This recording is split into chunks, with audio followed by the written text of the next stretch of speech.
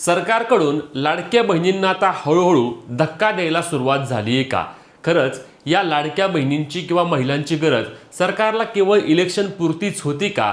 असे प्रश्न आता नक्कीच विचारले गेले पाहिजेत, कारण लाडकी बहीण योजनेबाबत गेल्या काही महिन्यांपासून जी परिस्थिती आपण पाहतोय त्या परिस्थितीनंतर सरकारची लाडकी बहीण आता लाडकी राहिली नाही असं स्पष्टपणे दिसत आहे। आता लाडकी बहीण योजनेमध्ये लक्षात घ्या, सर्वात मोठा धक्का महिलांना बसणार आहे, कारण 1500 रुपये राज्यातील अनेक महिलांचे त्या ठिकाणी बंद होणार आहेत आणि ते देखील कायमचे पैसे बंद होतील आणि यासाठी सुरुवात देखील झालेली आहे। अनेक महिलांचे त्या ठिकाणी योजनेचे पैसे बंद झालेले आहेत। तुम्हाला लाडकी बहीण योजनेचे 1500 रुपये यापुढे मिळणार आहेत का नाही, सर्व सविस्तर माहिती तुम्हाला आजच्या व्हिडिओमध्ये समजणार आहे। त्यामुळे व्हिडिओ शेवटपर्यंत पाहायचा आहे। चॅनलला सबस्क्राइब करून घ्या, पेजला फॉलो करून घ्या, जेणेकरून या सर्व अपडेट तुमच्यापर्यंत सर्वात आधी आणि सर्वात योग्य पद्धतीने पोहोचवण्याचे काम आपण करणार आहे। तर मित्रांनो, यामध्ये लाडकी बहीण योजनेमध्ये नक्की कोणाचे पैसे बंद होणार आहेत हे आधी गोष्टी आपण समजून घेऊया। लक्षात घ्या, लाडकी बहीण योजना सुरू झाल्यानंतर सुरुवातीचा काळ जो होता तो अगदी सुवर्ण काळ राज्यातील सर्व महिलांसाठी होता। 2,60,00,000 आसपासच्या महिलांच्या खात्यावरती योजनेचे 1500 रुपये जमा होत होते। सुरुवातीच्या काळामध्ये 3 महिन्यांमध्ये लाडक्या बहिणींच्या खात्यावरती 5 महिन्यांचे वितरण झाले, लाडक्या बहिणींना पैसे मिळाले।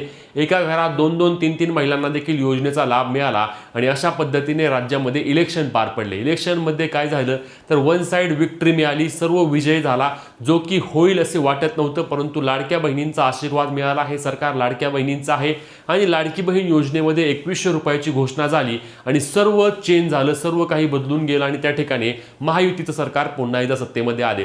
सत्तेमध्ये आल्यानंतरच्या काळात देखील 2-3 महिने त्या ठिकाणी परत योजनेच्या हप्त्याचे वितरण सुरळीतपणे त्यांना झाले। 1500 रुपये मिळत होते। 2100 रुपये आम्ही वेळ आल्यावर करू असे वारंवार सांगितले जात होते, परंतु 1500 रुपये मात्र येत होते। त्यानंतर काय झालं, जानेवारी महिन्यामध्ये लाडकी बहीण योजनेमध्ये त्या ठिकाणी पडताळणीची प्रक्रिया सुरुवात केली, कारण यामध्ये असं समजलं गेलं की अनेक लाडक्या बहिणींनी त्या ठिकाणी चुकीच्या पद्धतीने लाभ घेतला आहे। चुकीच्या पद्धतीने लाभ घेतला आहे म्हणजे लाडकी बहीण योजनेचे वितरणावेळी GR काढला होता, त्या GR मध्ये जवळपास 7 ते 8 अटींचा त्या ठिकाणी समावेश केला होता, परंतु या अटींच्या व्यतिरिक्त अनेक लाडक्या बहिणींनी त्या ठिकाणी योजनेचा लाभ घेतल्याचे समोर आले होते आणि मग पडताळणी प्रक्रिया सुरू झाल्या। ऑनलाईन पद्धतीने, ऑफलाईन पद्धतीने विविध विभागाकडून डेटा घेतला गेला, ज्यामध्ये 4 चाकी वाहन आहे का नाही ते तपासले गेले, कुटुंबाचे वार्षिक उत्पन्न तपासले गेले, ITR भरतं का तपासले गेले, अशा विविध बाबी तपासायला सुरुवात केली। एका कुटुंबामध्ये किती महिला लाभ घेत आहेत ते तपासायला सुरुवात केली आणि त्यानंतर लाडकी बहीण योजनेमध्ये अपात्रतेचा आकडा त्या ठिकाणी वाढायला सुरुवात झाली। हळूहळू ही संख्या जसे जसे विविध विभागाकडून डेटा मिळेल तसे तसे लाडकी बहीण योजनेमधील अपात्र महिलांची संख्या त्या ठिकाणी वाढायला सुरुवात झाली। याचा सर्वात मोठा फटका बसला कधी, जेव्हा नोव्हेंबर महिन्यामध्ये लाडकी बहीण योजनेच्या EKYC प्रक्रियेसाठी त्या ठिकाणी सुरुवात करण्यात आली आणि त्यानंतर लाडकी बहीण योजनेमधील अपात्र महिलांची संख्या वाढली। कारण आता तुम्ही म्हणाल की एवढं का सांगितलं, तर आपला मुद्दा हाच आहे। यामधूनच तुम्हाला समजणार आहे की नक्की कोणत्या महिला अपात्र झाल्या आहेत आणि तुम्हाला योजनेचे यापुढे पैसे मिळणार आहेत का नाही। याआधी अनेक महिलांचा एक सोपा प्रश्न आहे की योजना सर्वांसाठीच बंद झाली आहे का, तर योजना सर्वांसाठी बंद झाली नाही, योजना सुरू आहे आणि योजनेच्या हप्त्याचे वितरण देखील होणार आहे। लक्षात घ्या, कधी वितरण होणार ते देखील तुम्हाला आजच्या व्हिडिओमध्ये मी सांगणार आहे। आता यामधील महत्त्वाचा मुद्दा म्हणजे बघा, सगळ्यात पहिली गोष्ट म्हणजे ज्या लाडक्या बहिणींनी किंवा ज्या महिलांनी त्यांची लाडकी बहीण योजनेची EKYC केली नाही त्या लाडक्या बहिणींना त्या ठिकाणी योजनेमधून आता डायरेक्ट अपात्र करण्यात आले आहे। म्हणजेच की नवीन EKYCचा विषय आता संपलेला आहे, नवीन EKYC प्रक्रिया होणार नाही आणि त्यामुळे ज्या लाडक्या बहिणींनी त्या ठिकाणी कधीही EKYC केली नव्हती, 31 डिसेंबरच्या आधी त्यांची EKYC पूर्ण झाली नव्हती, त्या लाडक्या बहिणींना यापुढे लाडकी बहीण योजनेचे पैसे मिळणार नाहीत। यापुढे म्हणण्यापेक्षा मागील 3 महिन्यांपासून त्याचे योजनेचे पैसे बंद झाले आहेत।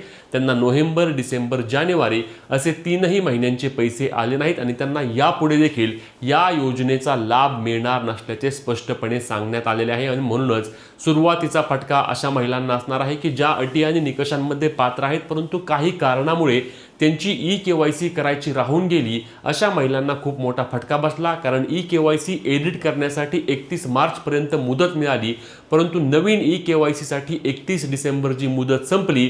त्यानंतर लाडक्या बहिणींना नवीन EKYC साठी कोणत्याही प्रकारची मुदत वाढ सरकारच्या वतीने देण्यात आली नाही। याबद्दल आम्ही वारंवार महिला व बालविकास विभाग किंवा सरकारकडे मागण्या केल्या, की यांची संख्या मोठी आहे, या लाडक्या बहिणींना एक शेवटची संधी उपलब्ध करून द्या. 31 मार्चपर्यंत वेबसाईटवर तुम्ही एक बदल केला होता, दुसरा एक बदल ॲड करा त्या ठिकाणी आणि त्या लाडक्या बहिणींना देखील त्यांची ई-KYC करण्यासाठी संधी द्या. परंतु सरकारच्या वतीने याबाबतची कोणतीही हालचाल झाली नाही. सध्या अधिवेशन देखील अंतिम टप्प्यात आहे आणि त्यामुळे लाडक्या बहिणींना नवीन ई-KYC साठी संधी मिळणार नसल्याचे आता स्पष्टपणे झाले आहे आणि म्हणून ज्या लाडक्या बहिणींची ई-KYC राहून गेली आहे त्यांनी यापुढे या योजनेचे 1500 रुपये विसरूनच जायचे आहेत. कारण लक्षात घ्या, 3 महिन्यांपासून तुमचे पैसे आधीच बंद झाले आहेत आणि यानंतर तुमच्यावर जी किंवा आपल्याला सर्वांना जी आशा होती की 31 मार्चपर्यंत अधिवेशनामध्ये कोणता ना कोणता निर्णय होईल, परंतु याबाबतचा कोणताही निर्णय झाला नाही आणि त्यामुळेच लाडकी बहीण योजनेमध्ये ज्या महिलांनी ई-KYC केली नव्हती त्यांचे पैसे त्या ठिकाणी बंद झालेत. आता यामध्ये अनेक महिलांची ई-KYC करण्याची इच्छा होती, परंतु त्यांच्याकडे डॉक्युमेंट्स नव्हते. म्हणजे लक्षात घ्या, ज्या एकल महिला आहेत त्यांना कोणताही डॉक्युमेंटचा पर्याय त्या ठिकाणी उपलब्ध नव्हता. त्यांना पती नाहीत, वडील नाहीत, त्यांनी कसं डॉक्युमेंट त्या ठिकाणी कोणते डॉक्युमेंट अपलोड करायचं, कोणतंही अपडेट देण्यात आलं नाही. अनेक महिलांचा घटस्फोट झाला आहे, परंतु त्यांच्याकडे त्याचं कागद नाही आहे. मग त्यांनी कोणतं त्या ठिकाणी कागदपत्र अपलोड करायचं. अनेक महिलांचं असं आहे की त्यांच्या पतीचे आणि त्यांचे भांडण झाल्यामुळे ते वेगवेगळे राहतात, त्यांचा घटस्फोट झाला नाही, त्यांनी कोणतं कागदपत्र त्या ठिकाणी अपलोड करायचं. अशा विविध कारणांमुळे लाडकी बहीण योजनेमध्ये अपात्र महिलांची संख्या मोठ्या प्रमाणावर वाढत आहे.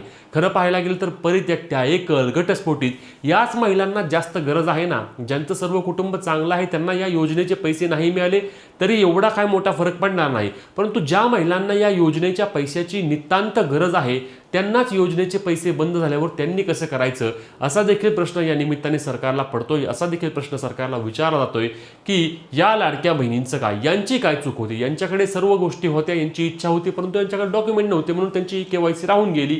अजूनही सांगतोय, ज्या गावाखेड्यातल्या महिला आहेत त्यांना या योजनेच्या ई-KYC बाबतच्या अपडेट तेव्हा नव्हत्या आणि त्यामुळे त्यांची ई-KYC राहून गेली. मग त्या महिलांचं देखील काय, त्या महिलांचा देखील सरकारकडून कोणत्याही प्रकारचा विचार केला गेला नाही आणि त्या महिला देखील या योजनेच्या लाभापासून आता वंचित राहायला लागलेल्या आहेत. त्यासोबतच लक्षात घ्या, महिलांच्या या सर्व अडचणींवर सरकारने पर्याय काढणं गरजेचं होतं. कारण यामध्ये आता मी सांगितल्याप्रमाणे अनेक महिलांचा आकडा हा अपात्रतेचा मोठ्या प्रमाणावर वाढत चालला आहे. आता तुम्ही म्हणाल की मग आम्हाला योजनेचे पैसे येणार का नाही, कसं समजणार. लक्षात घ्या, जर तुम्हाला फेब्रुवारी महिन्याचा हप्ता आला असेल तर जानेवारी महिन्याचा हप्ता फेब्रुवारीमध्ये जमा झाला असेल, माफ करा, फेब्रुवारी महिन्याच्या हप्त्याचे वितरण अजून व्हायचं आहे, परंतु जानेवारी महिन्याचा लाभ जो फेब्रुवारी महिन्यामध्ये आला होता तो जर तुमच्या खात्यावरती तुमच्या लाडकी बहीण योजनेअंतर्गत 1500 रुपये आले असतील तर तुम्हाला घाबरून जाण्याची आवश्यकता नाही. तुमच्या योजनेचं वितरण अशाच पद्धतीने पुढे सुरू राहणार आहे. परंतु असं होणार नाही की परत यामध्ये कोणतीही पडताळणी होणार नाही. या पडताळणीच्या प्रक्रिया चालतच राहणार आहेत. लक्षात घ्या, मागील वर्षी या योजनेसाठी तत्कालीन अर्थमंत्री आणि उपमुख्यमंत्री स्वर्गवासी अजितदादा पवार वारंवार त्यांची आठवण येत असते, कारण या योजनेमध्ये त्यांचा एक मोठा मोलाचा वाटा होता.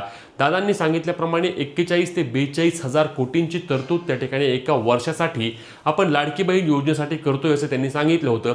यावेळी ती तरतूद 21 ते 22 हजार कोटींच्या घरात असल्याचं बोललं जात आहे. म्हणजे योजनेच्या निकषांची आणि सर्व ज्या पडताळणीची त्या ठिकाणी काटेकोरपणे अंमलबजावणी होऊन मगच लाडकी बहीण योजनेमध्ये महिला पात्र आहेत त्यांनाच पैसे मिळणार आहेत.